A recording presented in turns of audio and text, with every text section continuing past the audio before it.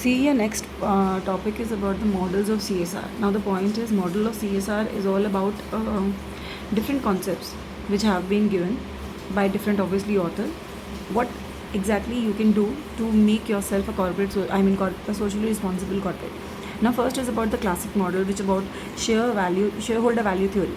Share value theory यही कहती है कि देखो, सबसे पहले ये समझो कि बिजनेस का काम है प्रॉफिट कमाना और शेयर होल्डर्स के गोल्स को मैक्सिमाइज़ करना. अगर वो शेयर होल्डर के सुप्रीम गोल को ही मैक्सिमाइज़ नहीं करेंगे तो वो लॉन्ग रन में रन नहीं कर सकते. तो सोशल एक्टिविटीज़ एक कंपनी को सिर्फ वही लेनी चाहिए जो उसके लिए एक्सेप्टेबल है, जो उसको एज अ लॉ कंप्लीट करने की ज़रूरत है, जो उसे ये पूरा करने की दिखाने के लिए ज़रूरत है कि मैंने अपनी ऑर्गेनाइजेशन में लीगल और एथिकल फ्रेमवर्क को कंप्लीट किया है. इसका मतलब don't go beyond a point. पहली चीज़, this particular concept came in USA and in other countries also. Now the point is, ये सारा आपको ये कहता है कि we are following the agency वाला principle. The principal and manager, कि मैनेजर है वो ऑर्गेनाइजेशन में आपके शेयर होल्डर्स का एजेंट है, और क्योंकि वो उनका एजेंट है तो यानी कि वो पहले उनके ऑब्जेक्टिव्स के लिए काम करेगा. और उनका ऑब्जेक्टिव क्या है? वेरी सिंपल, उनका ऑब्जेक्टिव है प्रॉफिट को मैक्सिमाइज़ करना. जितने भी कॉर्पोरेशंस हैं, जितनी भी ऑर्गेनाइजेशन की मैनेजमेंट है, उनको पहले अपने एम्प्लॉयर के इंटरेस्ट के लिए सोचना चाहिए, लेकिन इस तरीके से भी नहीं सोचना चाहिए कि वो सोसाइटी का लॉज और बेनिफिट्स को छोड़ दें. जैसे कि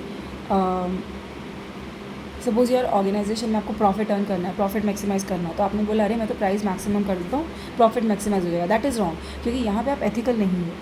आप एक रीज़नेबल प्रॉफिट अर्न कर सकते हो. रीज़नेबल में और मैनिपुलेट करने में प्राइस को फ़र्क होता है. So the point is, you need to understand the line of demarcation between being ethical, ठीक है, and between being obviously unethical. Corporates जो होती हैं वो कभी भी उन्हें सिविल सर्वेंट नहीं समझा जा सकता. मतलब कहने का मतलब ये है कि मैं पॉलिटिशियन नहीं हूँ, मुझे जनता ने नहीं चुना है, तो मैं उनकी हर डिमांड को कंप्लीट नहीं कर सकती. ये एक पॉइंट ऑफ व्यू है. मैं एक प्राइवेट बिजनेस फर्म हूँ, मुझ में लोगों ने इन्वेस्टमेंट करी है, मुझे उस इन्वेस्टमेंट का रिटर्न पहले उनको देना है, उसके बाद मैं किसी और का सोचूँ. Do you understand? That is the concept which has been given under this particular theory. Classical view आपको ये कहता है कि गवर्नमेंट को ऑर्गेनाइजेशन में इंटरवेन करना चाहिए, लेकिन सिर्फ उतना कि वो पब्लिक वेलफेयर के लिए जितना ज़रूरी हो, और इसलिए नहीं कि मुझे किसी कॉरपोरेशन को सोशली रिस्पॉन्सिबल बनाना है इसीलिए मैं उसके हर स्टेप में इंटरवीन करूँगी क्योंकि मैं गवर्नमेंट हूँ. That concept should not be there. Classical view आपको ये बताने की कोशिश करता है, उसके 3 प्रपोजिशंस हैं या 3 उसके पॉइंट्स हैं. सबसे पहला पॉइंट क्या है? ये 3 पॉइंट्स आपको पढ़ने हैं. You have your book. See, economic behaviour जो है वो बाकी बिहेवियर से उसको सेपरेट रखो. क्यों सेपरेट रखो? क्योंकि ये समझो कि एक बिज़नेस जो है वो जो भी वर्क करती है वो लोग कुछ पर्टिकुलर लोगों के बेनिफिट के लिए पहले होगा ही होगा, who has invested in them. अब मैंने किसी कंपनी में इन्वेस्ट नहीं किया है तो कंपनी पहले मेरे बारे में सोचेगी या उन लोगों के बारे में सोचेगी जिन्होंने उसके अंदर इन्वेस्ट किया. तो हम एक प्लूरलिस्टिक सोसाइटी में नहीं है. मतलब we can't think about each and every one in the in the society keeping the work of organisation and making it socially responsible. It's just not possible. Second, business business performance के अंदर economic efficiency और production of goods and services दोनों matter करते हैं. ठीक है. Now अगर with the time देखो टेक्नोलॉजीज इंप्रूव होती है, नए गुड्स एंड सर्विसेज आते ही आते हैं, तो बिज़नेस अपनी परफॉर्मेंस एक्चुअली R&D में मनी इन्वेस्ट करके ज़्यादा इम्प्रूव करता है. ये एक पॉइंट ऑफ व्यू है.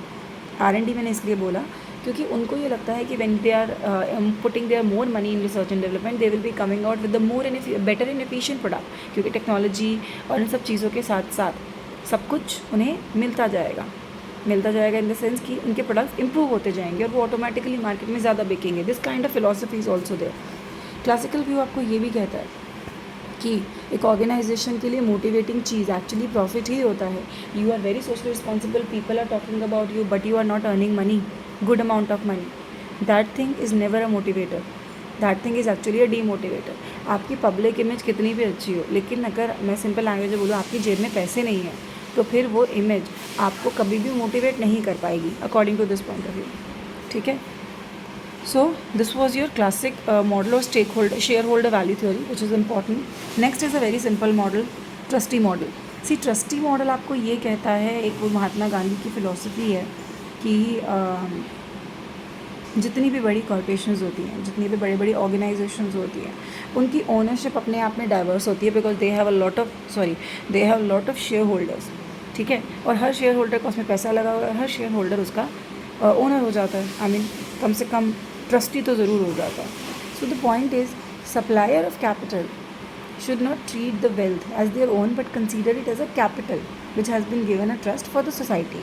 अब वो ये कह रहे हैं कि विद द टाइम लोगों को अपनी सोच बदलनी चाहिए कि मैं अगर किसी ऑर्गेनाइजेशन में मनी डाल रही हूँ तो वो कैपिटल नहीं है, मेरी खुद की जायदाद नहीं है, मैंने उनको कुछ वक्त के लिए दी है क्योंकि मैं सिर्फ उस ऑर्गेनाइजेशन की ट्रस्टी हूँ। मुझे ट्रस्ट मतलब जैसे आपको उस जगह की रिस्पॉन्सिबिलिटी थोड़े टाइम के लिए दी गई, जैसे ट्रस्टीज़ को दी जाती है, आप उसके ओनर नहीं हो जाते हो, आप वो अपने घर लेके नहीं जाना जा सकते, आप उसे बेच नहीं सकते, मतलब आप उससे अननेसेसरी कैपिटल गेन नहीं ले सकते। सो कॉर्पोरेट मैनेजमेंट एक ऐसा कॉन्सेप्ट है जिसके अंदर लेबर, कंज्यूमर, गवर्नमेंट, सोसाइटी सब आते हैं मैनेजमेंट के अलावा, क्योंकि ये सब आपके शेयर होल्डर्स हैं। लेकिन अल्टीमेटली जो उस ऑर्गेनाइजेशन के डायरेक्टर्स होते हैं, they are traditionally more responsible towards their shareholder, so they are the actual trustees, they have been given the work to run the organization। so ये मतलब नहीं है कि एग्जैक्ट सेंस में ये ले लो कि सिर्फ ट्रस्टी ही हुआ, मतलब कि ट्रस्टीशिप में प्राइवेट और नॉन प्राइवेट प्रॉपर्टी का फ़र्क नहीं होता, यानी कि आपको जो प्रॉपर्टी दी गई है, ट्रस्टीशिप दी गई है, उसके अंदर आपको उस ऑर्गेनाइजेशन, उस प्रॉपर्टी का ख्याल रखना है till the time that has been given to you. जैसे ट्रस्टीशिप में जैसे किसी माइनर के पेरेंट्स की अगर डेथ हो जाए तो वो क्या करेंगे, हो सकता है कि उसकी प्रॉपर्टी किसी ट्रस्टीशिप को दी गई, ट्रस्टीशिप उसके मेजर होने तक उस प्रॉपर्टी का ख्याल रखेगा, ज़िंदगी भर वो उस प्रॉपर्टी का ओनर बन के नहीं बैठेगा। That is the difference. Now another model is about creating shared value और CSV value. See what is CSV value? अब प्रॉब्लम ये है कि आप बार बार एक ही चीज़ बोल रहे हो, आपकी ऑर्गेनाइजेशन को रन करने के लिए मनी ज़रूरी है, मनी ज़रूरी है, मनी ज़रूरी है, लेकिन लॉन्ग टर्म ऑब्जेक्टिव अचीव करने के लिए कॉर्पोरेट सोशल रिस्पॉन्सिबिलिटी निभाना भी ज़रूरी है, और दोनों अपने आप में कॉन्ट्राडिक्टरी आंसर्स हैं। एक को कंप्लीट करके दूसरे में कमी आती है, तो फिर हम क्या करें? वो आपको ये समझाना चाहते हैं कि आपकी बिज़नेस जो है वो विद द टाइम वर्क कर रही है और इसी सोसाइटी में वर्क कर रही है, और सोसाइटी कॉन्टीन्यूसली इवॉल्व होती है, लोग बदलते हैं, उनके नेचर, कल्चर, ये वक्त के साथ चीज़ें चेंज होती हैं। नाउ द पॉइंट इज़, जब आपकी सोसाइटी मतलब जो आपका बिज़नेस जो है वो बियॉन्ड उस चार दीवारी की कह लो, या जो आपकी ऑर्गेनाइजेशन की प्रीमाइसेस है उसके बियॉन्ड वर्क करता है, यानी कि आप सोसाइटी में काम करते हो, and that is why society की जो वैल्यूज़ हैं, सोसाइटी की जो पावर है, सोसाइटी का जो तरीका है, वो आपको अफेक्ट करना शुरू हो जाएगा। शेयर्ड वैल्यू का मतलब ये कतई नहीं है कि आप फिलैंथ्रोपी के थ्रू, मतलब डोनेशन के थ्रू अपना सारा सामान, अपनी सारी कह लो मनी डिस्ट्रीब्यूट कर दो, वो नहीं बोला जाए। वो आपको ये कह रहे हैं कि आप अपने आप को इस तरीके से रीडिस्ट्रीब्यूट करो कि बेनिफिट सबको मिले, और वो क्या है? सबसे पहला, रिकन्सीविंग प्रोडक्ट इन मार्केट। अंडरस्टैंड कि आप अपने प्रोडक्ट को किस तरीके से इनोवेशन के थ्रू कम कॉस्ट का कर सकते हो, उसका वर्जन बेटर बना सकते हो, या फिर एग्जिस्टिंग मार्केट में उसके लिए कोई अच्छा ऑल्टरनेटिव चूज़ कर सकते हो, ला सकते हो जो कि कम कॉस्ट पे हो। In short, making product more efficient so that customer is using it obviously more wisely and in great number. Second is about redefining productivity in the value chain.